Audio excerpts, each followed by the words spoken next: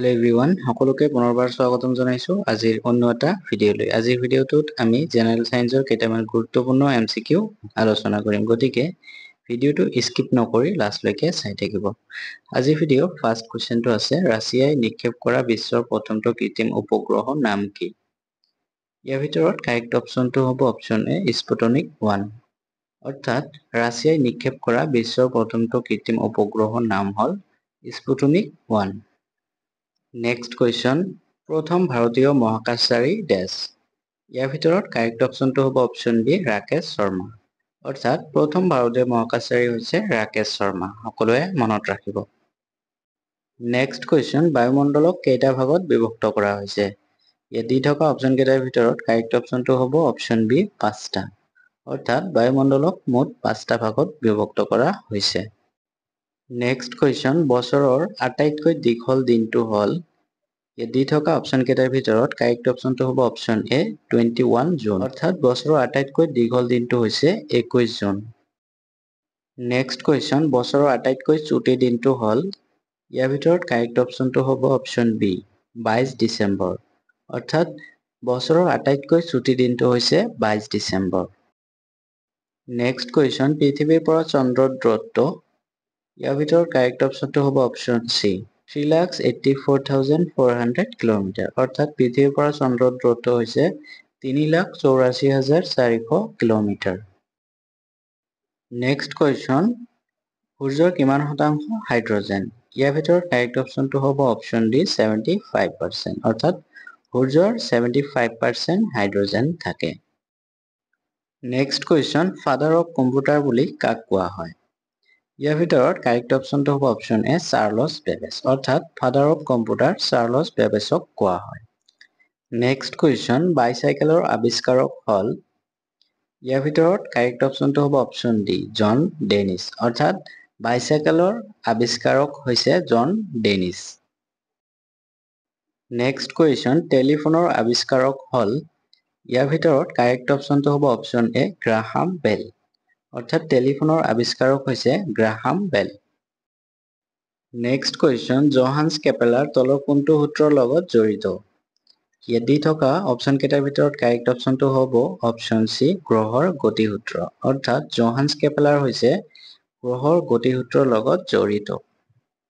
Next question সৌৰজগতৰ নৱম গ্ৰহ প্লুটো কিমান চনত আৱিষ্কাৰ হৈছিল? ইয়াত দি থকা অপচন কেইটাৰ ভিতৰত কাৰেক্ট অপচনটো হ'ব অপচন এ 1930। অৰ্থাৎ সৌৰজগতৰ নৱম গ্ৰহ প্লুটো 1930 চনত আৱিষ্কাৰ হৈছিল। নেক্সট কুৱেশ্যন 21 জুলাই 1919 দিনটোৰ বিশেষত্ব। ইয়াত দি থকা অপচন কেইটাৰ ভিতৰত কাৰেক্ট অপচনটো হ'ব অপচন বি চন্দ্ৰৰ বুকুত প্ৰথম মানুহৰ খোজ। অৰ্থাৎ 21 জুলাই 1919 দিনটোৰ বিশেষত্ব হৈছে চন্দ্ৰৰ বুকুত প্ৰথম মানুহৰ খোজ। নেক্সট কুৱেশ্যন এইডছ ৰোগৰ বাবে দায়ী ভাইৰাছবিধ কি? ইয়াত দি থকা অপচন কেইটাৰ ভিতৰত কাৰেক্ট অপচনটো হ'ব option B HIV।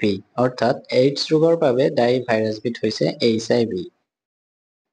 Next question ভূমিকম্পৰ মান নিৰ্দেশক যন্ত্ৰটোৰ নাম। ইয়াত দি থকা অপচন কেইটাৰ ভিতৰত কাৰেক্ট অপচনটো হ'ব অপচন এ চিস্মোগ্ৰাফ। অৰ্থাৎ ভূমিকম্পৰ মান নিৰ্দেশক যন্ত্ৰটোৰ নাম হৈছে চিস্মোগ্ৰাফ। নেক্সট কুৱেশ্যন কম্পিউটাৰৰ আইচি বুলিলে কি বুজা যায়? ইয়াৰ ভিতৰত কাৰেক্ট অপচনটো হ'ব অপচন এ ইণ্টিগ্ৰেটেড চাৰ্কিট। অৰ্থাৎ কম্পিউটাৰৰ আইচি বুলিলে আমি ইণ্টিগ্ৰেটেড চাৰ্কিট বুজা পাওঁ। নেক্সট কুৱেশ্যন ভাব ইঞ্জিনৰ আৱিষ্কাৰক। ইয়াত দি থকা অপচন কেইটাৰ ভিতৰত কাৰেক্ট অপচনটো হ'ব অপচন ডি জেমছ ৱাট। অৰ্থাৎ ভাব ইঞ্জিনৰ আৱিষ্কাৰক হৈছে জেমছ ৱাট। নেক্সট কুৱেশ্যন বিশ্বৰ প্ৰথম মহাকাশচাৰী। ইয়াৰ ভিতৰত কাৰেক্ট অপচনটো হ'ব অপচন বি ইউৰি গাগৰিন। অৰ্থাৎ বিশ্বৰ প্ৰথম মহাকাশচাৰী হৈছে ইউৰি গাগৰিন। নেক্সট কুৱেশ্যন মহান ভাৰতীয় বিজ্ঞানী চন্দ্ৰশেখৰ ভেংকট ৰমনে কিমান চনত নোবেল বঁটা লাভ কৰে? ইয়াত দি থকা অপচন কেইটাৰ ভিতৰত কাৰেক্ট অপচনটো হ'ব অপচন চি 1930। অৰ্থাৎ মহান ভাৰতীয় বিজ্ঞানী চন্দ্ৰশেখৰ ভেংকট ৰমনে 1930 চনত নোবেল বঁটা লাভ কৰে। নেক্সট কুৱেশ্যন তলৰ কোনজন মহান বিজ্ঞানীয়ে দুবাৰকৈ নোবেল বঁটা লাভ কৰিছিল? ইয়াৰ ভিতৰত কাৰেক্ট অপশনটো হ'ব অপশন ডি মেৰী কুৰী অৰ্থাৎ মেৰী কুৰী নামৰ মহান বিজ্ঞানীয়ে দুবাৰকৈ নোবেল বঁটা লাভ কৰিছিল। নেক্সট কুৱেশ্যন পৃথিৱীৰ প্ৰথম গাণনিক যন্ত্ৰটোৰ নাম কি? ইয়াৰ ভিতৰত কাৰেক্ট অপশনটো হ'ব অপশন সি এবাকাছ অৰ্থাৎ পৃথিৱীৰ প্ৰথম গাণনিক যন্ত্ৰটোৰ নাম হৈছে এবাকাছ। নেক্সট কুৱেশ্যন কম্পিউটাৰৰ ৰম মানে কি? ইয়াৰ ভিতৰত কাৰেক্ট অপশনটো হ'ব option A read only memory অৰ্থাৎ কম্পিউটাৰৰ ৰম মানে ৰিড অনলি মেমৰি বুজায়। নেক্সট কুৱেশ্যন কম্পিউটাৰৰ মগজু বুলি কোনটো অংশক কোৱা হয়? ইয়াৰ ভিতৰত কাৰেক্ট অপশনটো হ'ব অপশন সি CPU অৰ্থাৎ কম্পিউটাৰৰ মগজু বুলি CPU কোৱা হয়। নেক্সট কুৱেশ্যন তলৰ কোনটো জনপ্ৰিয় অপাৰেটিং সিস্টেম? ইয়াৰ ভিতৰত কাৰেক্ট অপশনটো হ'ব অপশন এ উইন্ডোজ অৰ্থাৎ উইন্ডোজ হৈছে জনপ্ৰিয় operating system. Next question UPS মানে কি? ইয়াৰ ভিতৰত কাৰেক্ট অপশনটো হ'ব অপশন বি ইউনিণ্টাৰাপ্টেড পাৱাৰ সাপ্লাই অৰ্থাৎ UPS মানে হৈছে ইউনিণ্টাৰাপ্টেড পাৱাৰ সাপ্লাই। নেক্সট কুৱেশ্যন সাধাৰণতে মানুহৰ দেহত থকা ক্ৰমোজমৰ সংখ্যা? ইয়াৰ ভিতৰত কাৰেক্ট অপশনটো হ'ব অপশন ডি 46 সাধাৰণতে মানুহৰ দেহত থকা ক্ৰমোজমৰ সংখ্যা হৈছে 46। নেক্সট কুৱেশ্যন তলৰ কোনটো ধাতু ডাঙৰ চহৰ প্ৰদূষণৰ অন্যতম কাৰক? ইয়াৰ ভিতৰত কাৰেক্ট অপশনটো হ'ব অপশন সি সিহ অৰ্থাৎ সিহ হৈছে ডাঙৰ চহৰ প্ৰদূষণৰ অন্যতম কাৰক। নেক্সট কুৱেশ্যন 1 কিলোমিটাৰ সমান কিমান মাইল?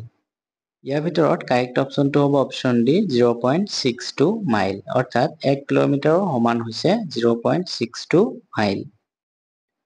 নেক্সট কুৱেশ্যন চিমেণ্ট উৎপাদনৰ বাবে কি কেঁচা সামগ্ৰীৰ প্ৰয়োজন? ইয়াৰ ভিতৰত কাৰেক্ট অপশনটো হ'ব অপশন সি চূণশিল আৰু বোকা অৰ্থাৎ চিমেণ্ট উৎপাদনৰ বাবে চূণশিল আৰু বোকাৰ প্ৰয়োজন।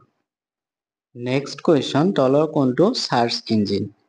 ইয়াৰ ভিতৰত কাৰেক্ট অপশনটো হ'ব অপশন বি গুগল অৰ্থাৎ গুগল হৈছে সাৰ্চ ইঞ্জিন।